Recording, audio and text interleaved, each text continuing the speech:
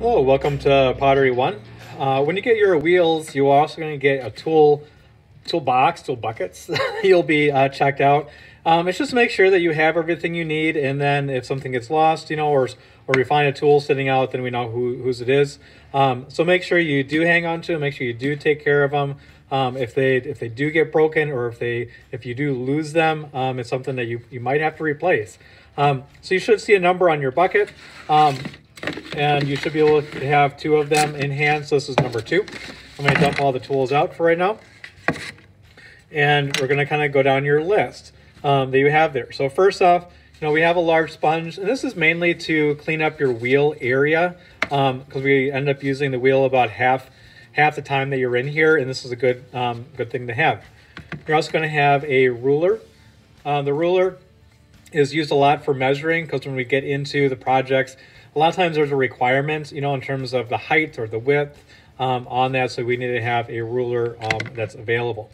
You have a small sponge. We use this when we pull the walls up on your pottery when we do the wheel. You're also going to have a rubber rib. This usually helps clean the bats off, and sometimes you can bend it like this, and you can kind of get some nice clean curves on your pottery as well. You have a large loop tool right here.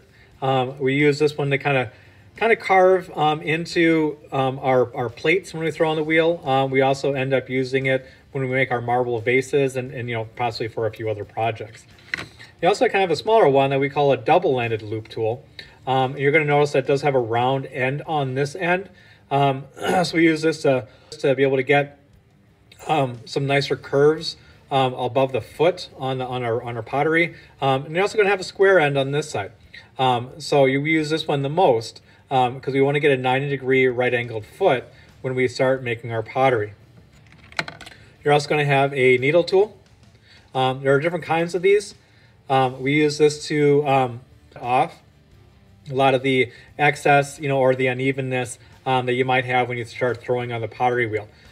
You might use it for other projects as well. It's an important tool. You don't want to make sure you don't lose it.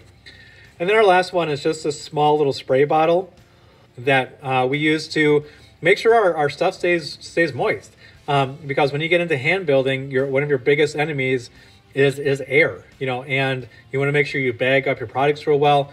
And a lot of times you'll end up spraying it, about 3-4 times with a spray bottle to make sure that the environment that's inside that plastic bag is very wet, to make sure that your project stays that way. Because if your project dries out, it ends up being very difficult to actually work with. So these are all your tools. Make sure you don't lose them and hang on to them. And now that I went through all the items, I got to make sure that I have them. So it says got it.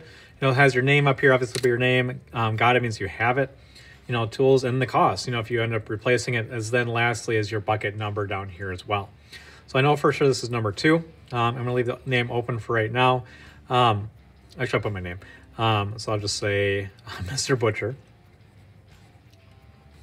Okay, I know I have the 2 buckets. I know I had that large sponge. I know I had that ruler. I know I had that small sponge.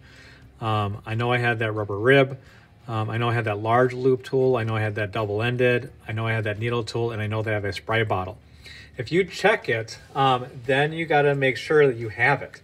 Because when you turn this back in and all of a sudden you don't have it, you're going to say, well, you never gave me one.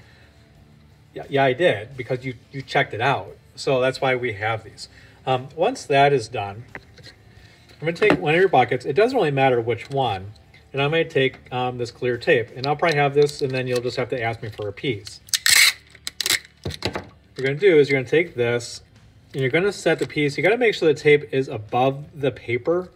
I'm going to set this right, I'll put it right here. And then you need a second one, because we work with a lot of water. So if we leave this exposed, because this paper is going to get ruined. And then I have to make a whole new one up. So now this is basically laminated, and it's good to go. It doesn't matter which bucket you stick it in, just make sure you have that with you, and then that's it. And yeah, let me know if you're missing anything. Okay, thanks, and good luck on your project.